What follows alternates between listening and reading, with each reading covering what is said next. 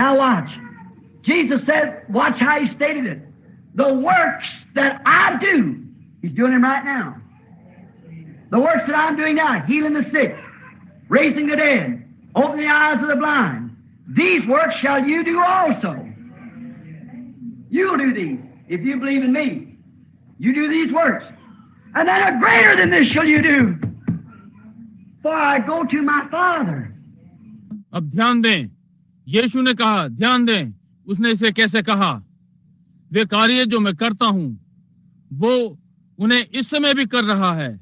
वे कार्य जो मैं अब कर रहा हूं, बीमारों को चंगा करना, मरे हुओं को जीवित करना, अंधों की आंखें खोलना, इन कामों को तुम भी करोगे।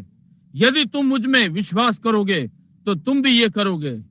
आप इन कार्यों को करते हैं और अब इससे बढ़कर तुम करोगे, क्योंकि मैं अपने पिता के पास जाता हूं। A little while and the world won't see me no more. Yet you'll see me. I'll be with you, even in you, to the end of the world. I will not leave you comfortless. I'll pray the Father. He'll send you another comforter, which is the Holy Ghost, whom the world cannot receive, yet you can receive him. थोड़ी देर बाद और संसार मुझे अब और ना देखेगा, तो भी तुम मुझे देखोगे। मैं तुम्हारे साथ होऊंगा, तुम्हारे अंदर होऊंगा संसार के अंत तक। मैं तुम्हें अशांति में ना छोड़ूंगा। मैं पिता से प्रार्थना करूंगा कि वो तुम्हें एक और सहायक देगा, जो कि पवित्र आत्मा है, जिसे संसार ग्रहण नहीं कर सकता, तो भी तुम उसे ग्रहण कर सकते हो। Now notice, the greater works was to have the power in the church, not only to heal the sick by prayer, cast out devils by prayer, but to impart eternal life to believers. अब ध्यान दें, बड़े बड़े कार्य कलीसिया में सामर्थ होनी थी।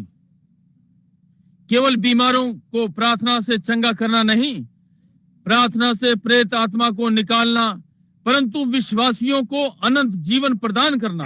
The Holy Ghost was coming and given into the hands of the church to impart life. Oh, that's what Calvary meant.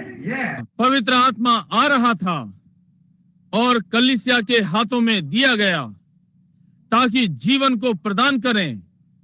Calvary का यही अर्थ है। It took stooped, degraded men and women and lifted them into a place to be sons and daughters of God, to heal the sick and to impart eternal life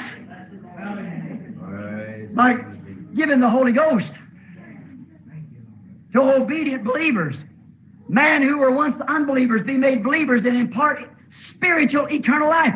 इतने नीचे गिरे निम्न श्रेणी के पुरुषों और महिलाओं को लिया और उन्हें परमेश्वर के पुत्र और पुत्री होने का स्थान तक उठाया, ताकि बीमारों को चंगा करें और अनंत जीवन को प्रदान करें। आज्ञाकारी विश्वासियों को पवित्र आत्मा देने के द्वारा मनुष्य एक समय जो अविश्वासी थे, विश्वासी बन गए और अनंत आत्मिक जीवन के भागी हो गए।